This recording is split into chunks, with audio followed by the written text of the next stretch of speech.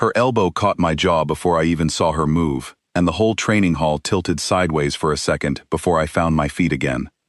I was Ethan Cross, third-year cadet at Iron Spire Academy, and I was standing across from Nora Bellamy, the fastest fighter in our entire class, wondering exactly how many bad decisions had led me to this moment. The combat ring around us was a circle of pale blue light projected straight from the floor, humming faintly under our boots. Above us, the other cadets leaned over the railing, watching, waiting, some of them already grinning, because they knew how this usually ended for anyone who faced her. Nora rolled her shoulders, calm and easy, like this was nothing more than a warm-up before her real day started. Her neural reflex implant blinked a soft green light behind her ear, a small dot that meant her nervous system was running faster than mine by a wide margin. It was standard academy tech, given only to cadets who scored high enough to handle it, and Nora had scored higher than anyone in a decade. I had no implant, just 2 arms, 2 legs, and a stubborn refusal to stay down. Colonel Grady stood outside the ring with his arms folded, his voice flat and steady as he called the start of the match. The blue light around us pulsed once, sealing the space, and the moment it did, Nora was already moving. She came in low and fast, a blur of motion that most cadets never managed to track in time. I twisted sideways, felt the air shift as her strike passed close enough to lift the hair on my arm, and answered with a jab that landed on nothing but empty space where she used to be. The crowd above us made a sound somewhere between a gasp and a laugh. I circled, breathing hard already, trying to remember every drill Grady had drummed into us about distance and timing. Nora wasn't even breathing hard. She watched me with sharp brown eyes, patient, almost bored, like she was waiting for me to give her a reason to end this quickly. I did not want to give her that reason, not yet.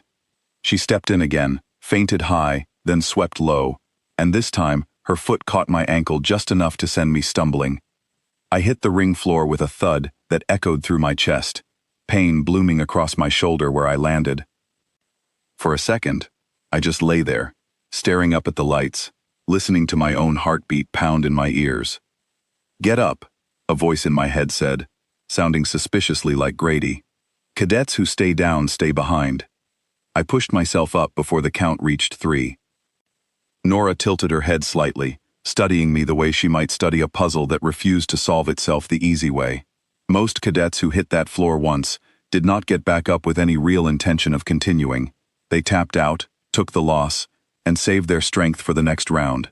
I was not most cadets, mostly because I could not afford to lose another ranking match this month.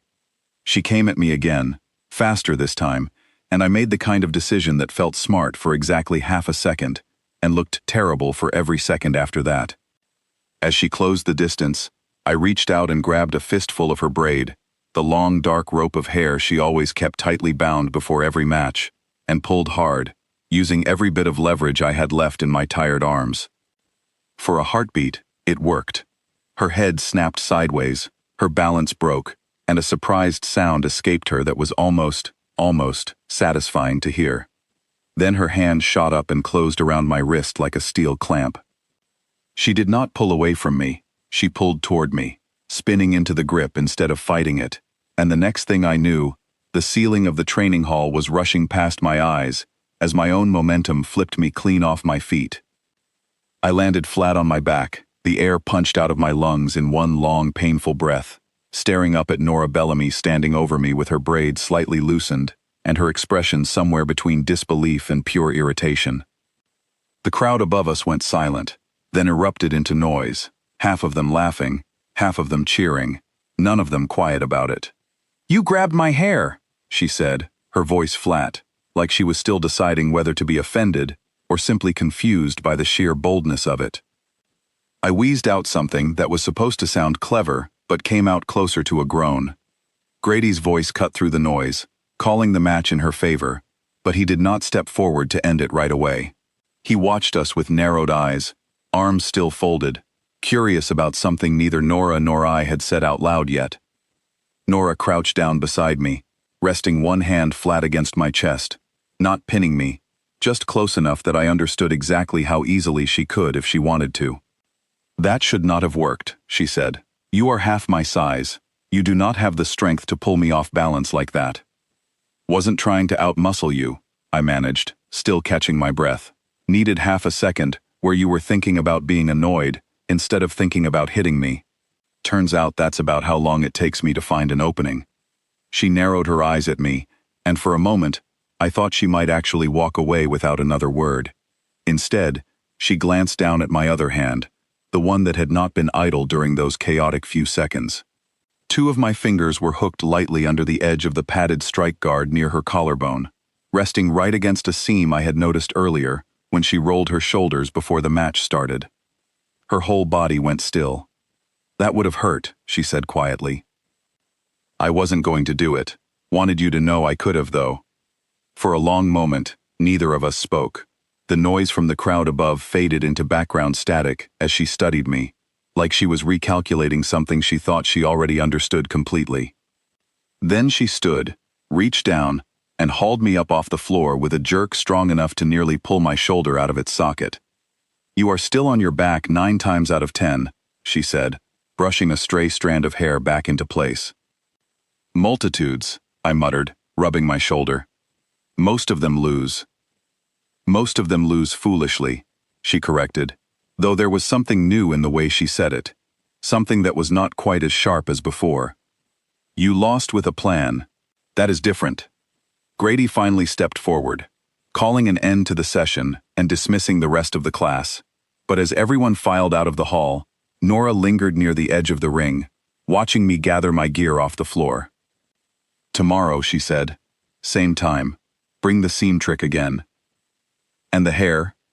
Leave that at home, she said, though the corner of her mouth twitched in a way that almost looked like amusement. She walked off toward the locker rooms without waiting for my answer, and I stood there for a moment longer, replaying the entire match in my head, still trying to understand how I had lost so completely, and somehow felt like I had gained something more valuable than a win. My friend Leo Turner caught up with me near the exit, grinning from ear to ear, clearly having watched the whole thing from the railing above. You pulled her hair, he said, shaking his head in disbelief. In an official ranking match. Against Nora Bellamy. I panicked, I admitted. It seemed smarter in the moment. You do know she could have ended that fight in half a second the whole time, right? She let it go longer than she needed to. I had not thought about that until he said it, but the moment he did, something clicked into place. Nora was fast enough, strong enough, sharp enough, to end most matches within the first 10 seconds if she wanted to. She had let this one stretch out far longer than that, watching, testing, waiting to see what I would do when I ran out of easy options. That realization sat heavy in my chest as I made my way toward the locker room, the noise of the hallway fading behind me. Later that evening, Colonel Grady called me into his office, a small room lined with old training records and faded academy banners from classes long since graduated. He did not waste time with pleasantries. You lost today, he said, not unkindly, just stating a fact. Yes, sir. You also did something none of your classmates have managed in 3 years of training against Bellamy. You made her think. I blinked at him, unsure how to respond to that. Grady leaned back in his chair, studying me with the same careful attention Nora had shown earlier in the ring. Most cadets try to match her speed. You cannot. Most cadets try to match her strength. You cannot do that either. What you did today was different. You gave her a problem to solve instead of a fight to win. That is a skill, Cross, and it is a rare one. Doesn't feel like a skill when I'm the one flat on my back. It will, he said. Skills like that take longer to pay off than raw speed does, but they last longer too. I left his office that night turning his words over in my mind, walking back across the academy grounds under a sky full of slow-moving satellites and distant station lights. The training hall behind me had gone dark, empty now except for the faint hum of the ring lights powering down for the night. The next morning, the hallway outside the mess hall was buzzing with talk of the match. Cadets replaying the moment I grabbed Nora's braid from a dozen different angles, some impressed, some amused, a few clearly convinced I had lost my mind entirely. I ignored most of it, grabbed a tray of food, and found a seat near the window where Leo was already waiting. You're famous now, he said, not looking up from his food. For about a day, probably. Great. Exactly the kind of famous I was hoping for. Across the room, Nora sat with a small group of other top-ranked cadets, her braid tightly bound again, like nothing unusual had happened the day before. She did not look over at me, did not acknowledge the whispers following me through the hall, but as I stood to leave the mess hall a few minutes later, she rose from her table at almost the same moment, falling into step beside me without a word of explanation. "You are early for training today," she said. "Figured I'd get some extra practice in before you flip me across the room again." "Good instinct," she said. "You will need it." We walked toward the training hall in a silence that was not uncomfortable, so much as it was full of things neither of us had decided to say yet. When we reached the ring, she stepped inside first, rolling her shoulders the exact same way she had the day before, though this time, I noticed she had adjusted the padding near her collarbone slightly, covering the seam I had found. "You noticed," I said. "I do not make the same mistake twice," she replied. "Neither should you." The training hall filled around us as other cadets arrived, some of them already whispering about a rematch, though officially, this was just another practice session, not a ranking match. Grady stood at the edge of the ring, watching with the same unreadable expression he always wore, and when he called the start, Nora and I both stepped forward at the same moment. This time, I did not try to grab anything. I kept my distance, watching her feet more than her hands, remembering something Leo had mentioned in passing weeks ago about how the fastest fighters always telegraphed their next move through their footwork, long before their arms ever moved. Nora came in fast again, but this time I was already moving before she closed the gap, sliding sideways instead of meeting her head-on. Her strike passed through empty space, and for the first time since I had faced her, I saw a flicker of genuine surprise cross her face. "You are learning," she said, resetting her stance. "Slowly," I admitted, circling around her. "But learning." She pressed forward again, faster this time, forcing me to give ground, and within seconds, I was back on the defensive, dodging strikes I could barely track, my arms already aching from blocking blows that landed harder than they looked. I knew I could not keep this pace up much longer. My body was not built for speed the way hers was, and no amount of clever thinking was going to change that fact in the middle of a live match. So I stopped trying to match her speed entirely. Instead, I let her close the distance on her own terms, waited for the exact moment her weight shifted forward for her next strike, and stepped into the gap instead of away from it, catching her arm and redirecting her own momentum sideways instead of trying to block it head-on. It was not a clean move. It was not textbook perfect, but it worked well enough to send her stumbling half a step, breaking her rhythm for just long enough that I could reset my footing before she recovered. The crowd above us went quiet, in a different way this time, less amused, more genuinely surprised. Nora caught her balance quickly, spinning to face me again, but there was something new in her expression now, something sharper and more focused than the calm boredom from the day before. "Better," she said. "Still losing though, aren't I?" "Everyone loses to me," she said. For now. She came at me again, and this time our exchange lasted longer than it ever had before, both of us trading small advantages back and forth, neither of us landing a decisive blow, the whole hall watching in a silence broken only by the sound of our footsteps against the ring floor. Eventually, inevitably, her speed won out, and she caught my arm in a hold that left me with no real option but to tap out before Grady called the match. I sat on the floor afterward, breathing hard, my whole body aching in places I did not know could ache. But for the first time since arriving at Iron Spire Academy, I did not feel like I had simply lost. I felt like I had actually fought. Nora offered me her hand again, pulling me up with the same rough efficiency as before, though this time there was no irritation in her expression, just something that looked almost like respect. "You held out longer," she said.